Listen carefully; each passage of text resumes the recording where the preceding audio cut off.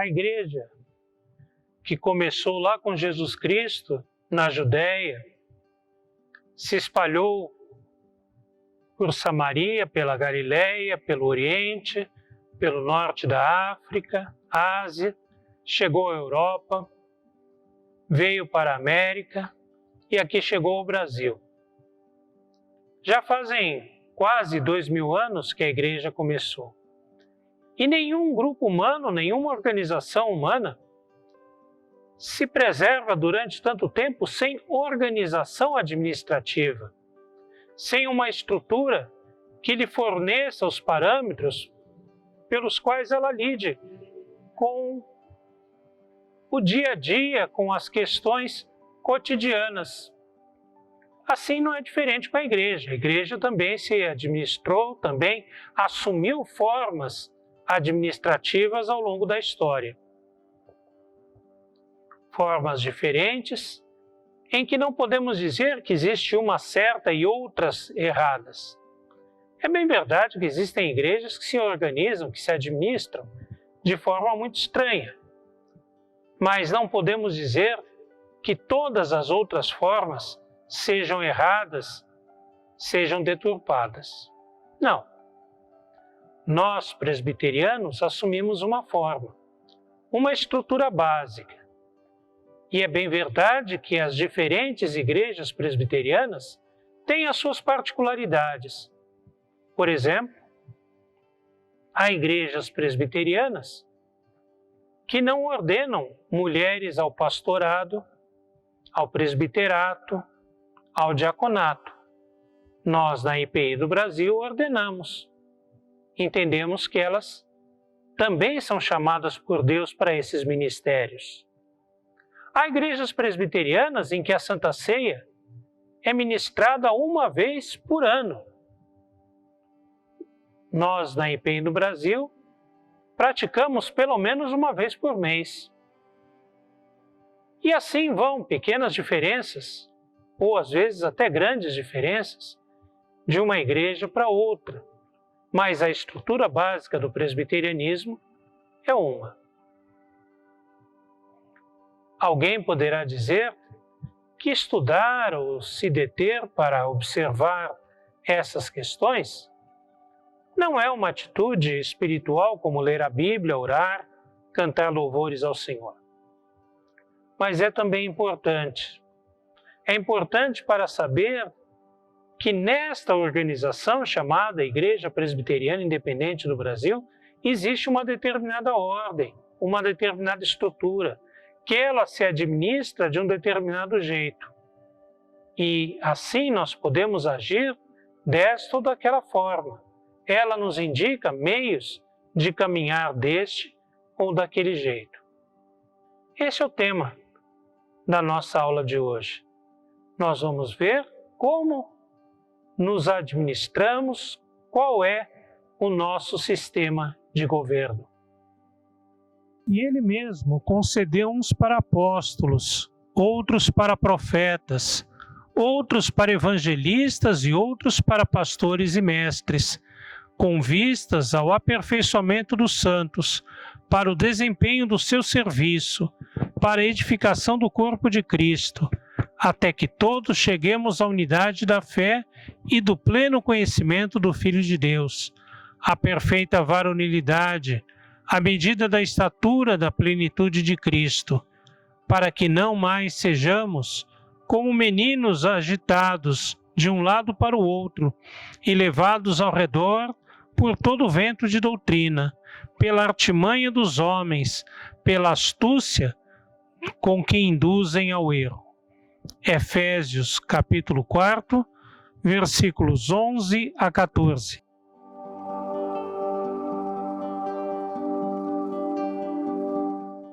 Podemos dizer que existem basicamente 3 sistemas de governo. É lógico que cada um desses 3 sistemas apresenta variações e cada caso, cada igreja particular tem as suas especificidades. Mas são basicamente 3 os sistemas de governo. Um deles é o chamado sistema episcopal, em que o poder e a administração estão concentrados na mão de uma única pessoa, geralmente chamado de bispo. Ele tem a responsabilidade de gerir a igreja como um todo, em todas as suas esferas, em todas as suas áreas, seja numa determinada região, seja até a igreja como um todo. Existem algumas igrejas que são episcopais. A Igreja Católica Romana, a Igreja Metodista, a Igreja Anglicana, são exemplos de igrejas que são episcopais. Nelas, como dissemos, o poder está nas mãos dos bispos. Existem, é verdade, questões que não são tratadas por um único bispo, mas é pelo colegiado de bispos. Mas, de qualquer forma, o poder, a autoridade, está sobre uma pessoa. O outro tipo de governo é o chamado governo congregacional. É talvez o oposto do episcopal, porque nesse sistema, a administração e o governo é participativo e todos os membros da igreja participam de assembleias que tratam de todas as questões da igreja, sejam elas administrativas, doutrinárias e até mesmo disciplinares. Ora, esse sistema, ele parece muito democrático, e o é, mas ele traz certas dificuldades. Certas dificuldades, por exemplo, de caráter de se reunir uma grande assembleia. Ou então ainda, de se tratar certas questões publicamente, pois são questões que podem trazer constrangimentos a uma ou outra pessoa. Por exemplo, eu soube de igrejas em que, quando um casal de moços resolve namorar, precisa pedir permissão para a assembleia da igreja. Ora, isso é uma coisa de fórum íntimo, particular, acima de tudo, mas que, tratado publicamente, traz uma série de constrangimentos, não é mesmo? O terceiro sistema de governo é o chamado sistema presbiteriano, ou sistema democrático representativo. O que isso significa? Significa que todos os membros exercem a administração e o poder da igreja através de pessoas que eles escolhem para representá-las. Então, se elege periodicamente algumas pessoas que vão administrar a igreja em seu nome. É o caso de nossa Igreja Presbiteriana Independente.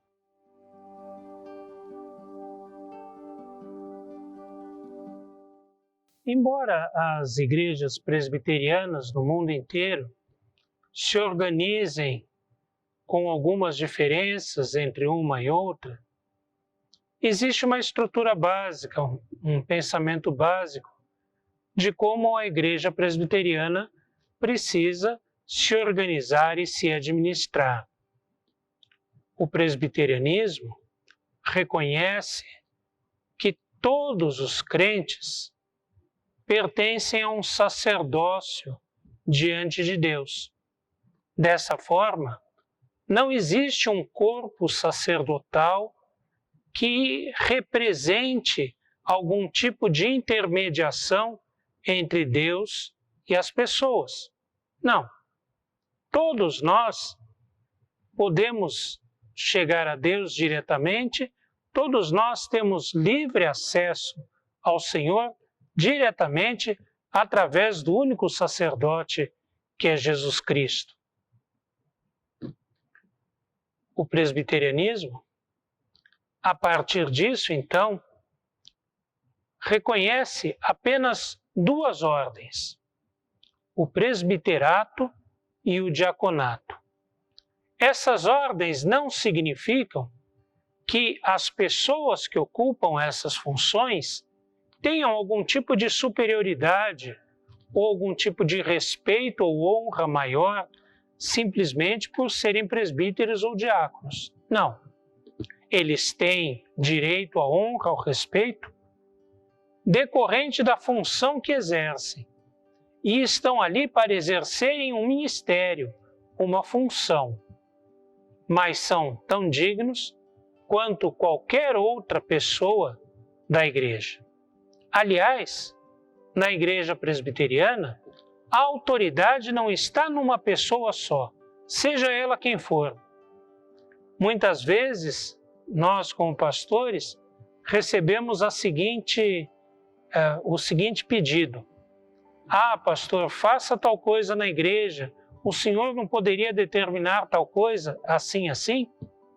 Só que não nos cabe nem como pastores, nem como presbíteros, nem como diáconos, tomar determinadas decisões, porque a autoridade não está numa pessoa, seja ela quem for. A autoridade está nos concílios, ou seja, no grupo de oficiais reunidos para o exercício de determinadas funções. Então, como dissemos, o presbiterianismo reconhece duas ordens, duas funções: o diaconato e o presbiterato. O diaconato é o ministério que cuida das pessoas que precisam de cuidado, sejam elas economicamente necessitadas, fisicamente debilitadas ou doentes, emocionalmente afetadas, enfim. O diaconato cuida dessas pessoas. A função deles, a função principal dos diáconos, da diaconia, é a beneficência.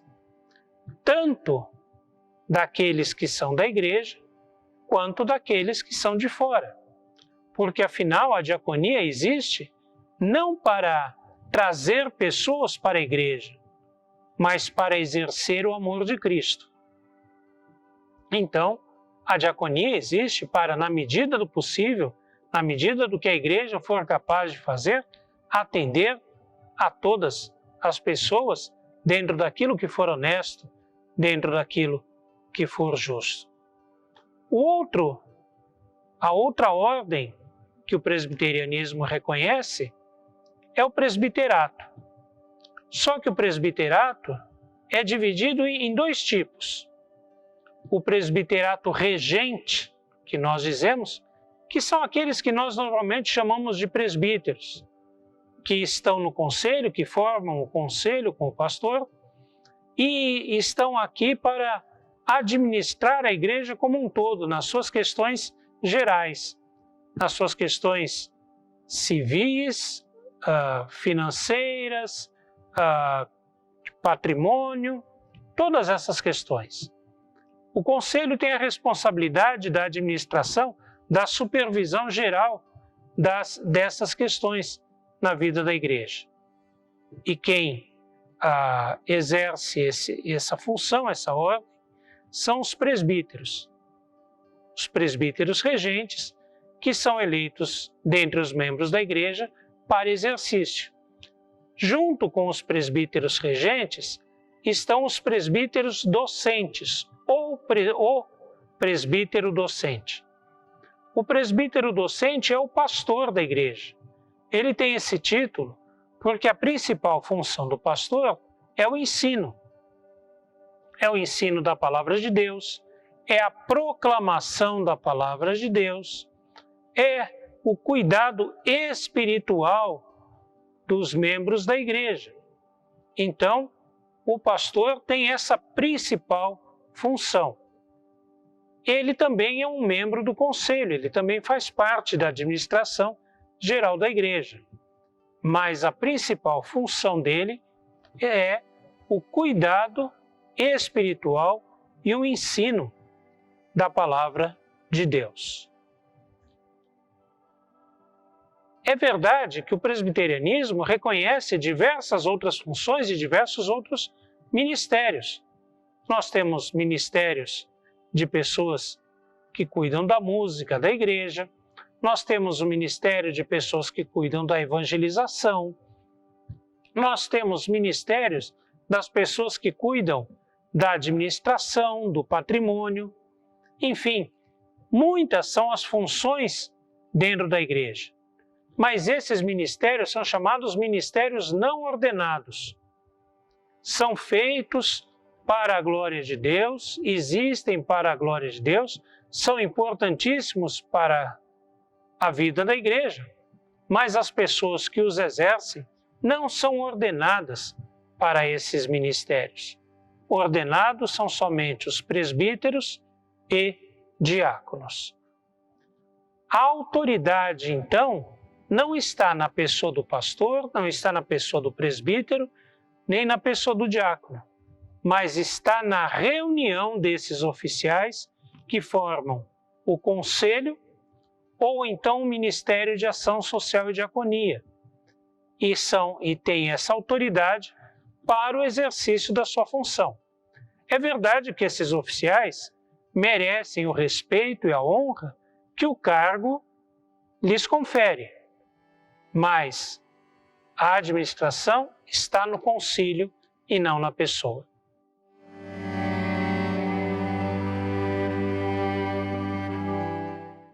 A Igreja Presbiteriana Independente do Brasil é uma federação de igrejas locais.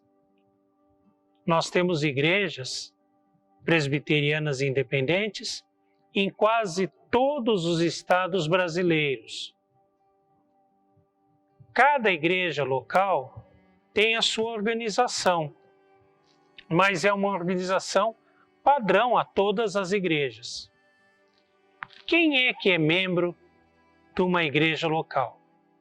São membros de uma igreja local todos os homens e mulheres, crianças, que se afiliaram a ela, seja através do batismo, seja através da transferência, seja através de um ato de assumir jurisdição sobre aquela pessoa. Os membros de uma igreja local exercem o governo desta igreja diretamente e indiretamente. Indiretamente, eles elegem presbíteros que formam o conselho juntamente com o pastor ou pastores e que administram a vida da igreja como um todo. Elegem também os diáconos para que eles cuidem do ministério de beneficência. Mas existem coisas, existem assuntos que nem mesmo o conselho tem autoridade de decidir sozinho. Por exemplo, anualmente é feita uma assembleia da igreja para que o conselho preste contas da movimentação financeira da tesouraria. E essa prestação de contas, então, é julgada e aprovada.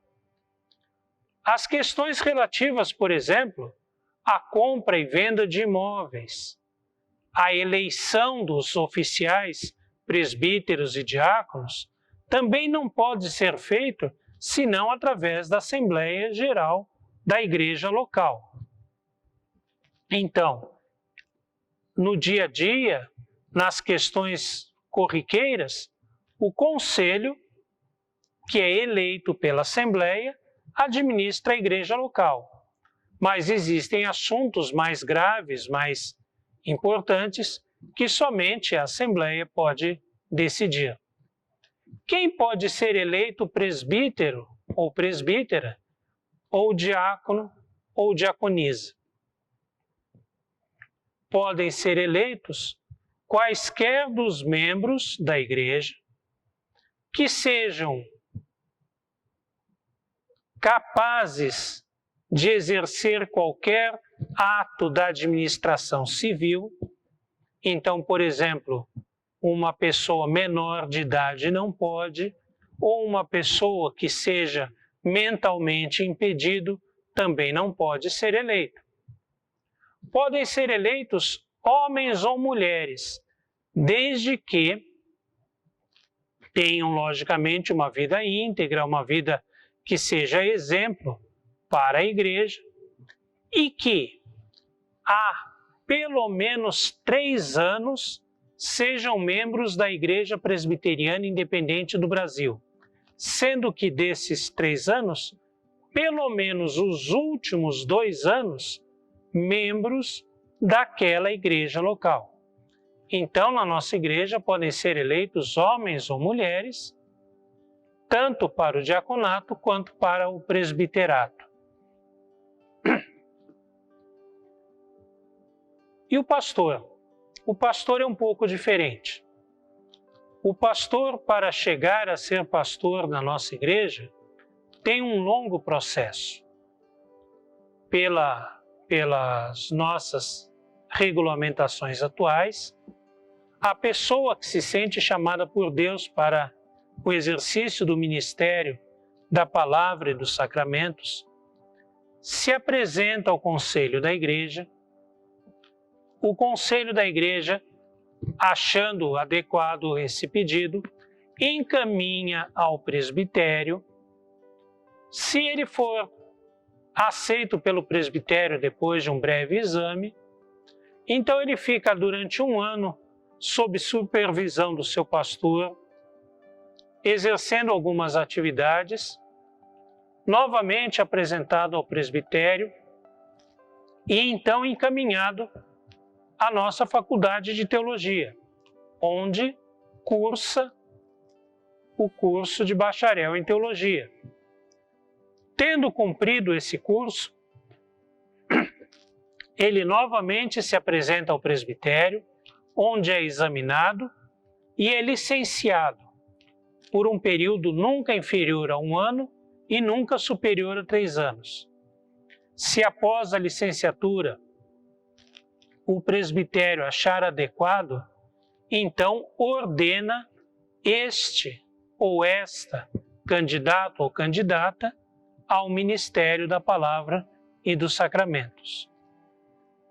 Tendo sido ordenado pastor ou pastora, esta pessoa, ela pode ser colocada à frente de uma igreja, ou como pastor titular, ou como pastor assistente de um outro pastor, este titular. Ele pode ser colocado à frente de uma igreja de 2 formas. Por eleição da Assembleia da Igreja local, onde a Assembleia da Igreja manifesta o desejo de que aquele pastor permaneça à frente daquela comunidade por 3 ou 5 anos, ou então sendo comissionado, designado pelo presbitério, e aí o seu mandato é de 1 ano. Em ambos os casos, acabado o mandato, o pastor pode ser reconduzido ou pode simplesmente ir embora, ir para outra igreja e vir para aquela igreja um outro pastor. O mandato dos presbíteros e dos diáconos que são eleitos pela Assembleia é de 3 anos.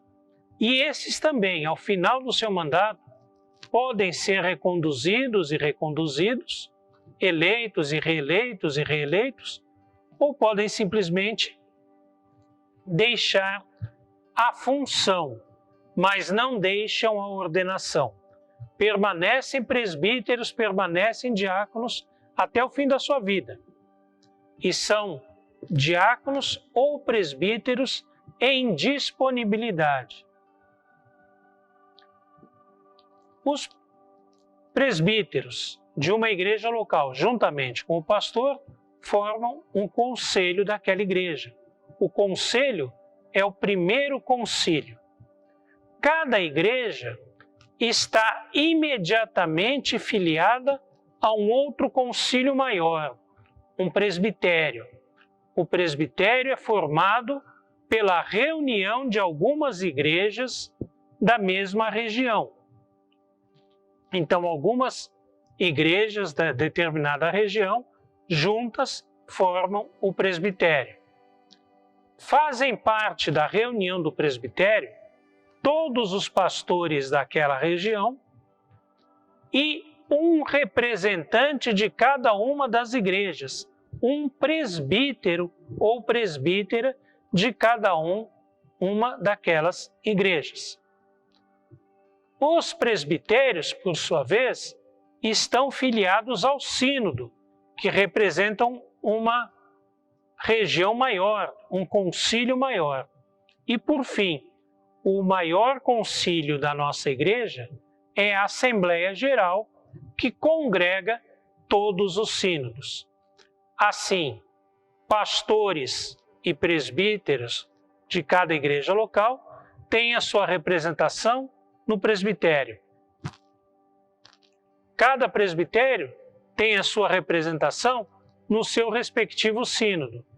E todos os sínodos têm a sua representação na Assembleia Geral. Dessa forma, a igreja, ela se estrutura em 4 concílios, sendo o mais baixo, o mais local, o conselho da igreja: presbitério, sínodo, Assembleia Geral. Cada concílio tem as suas atribuições específicas. Por exemplo, o conselho trata e gere as questões da igreja local. A movimentação de membros, recepção, demissão de membros e coisas desse tipo.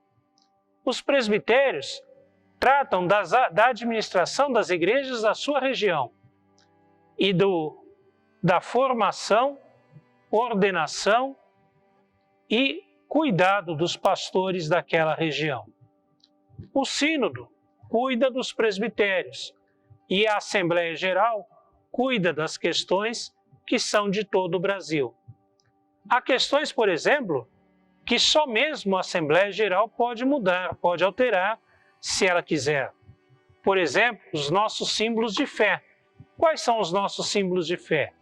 A Confissão de Fé de Westminster e os seus catecismos maior e menor. Só a Assembleia Geral pode mudar os símbolos de fé da IPI no Brasil. Só a Assembleia Geral pode determinar mudanças na educação teológica da IPI do Brasil. Só a Assembleia Geral pode determinar mudanças na Constituição da Igreja Presbiteriana Independente no Brasil. Enfim, a nossa igreja busca se organizar em concílios e, através desses concílios, administrar todas as igrejas e as missões no Brasil inteiro.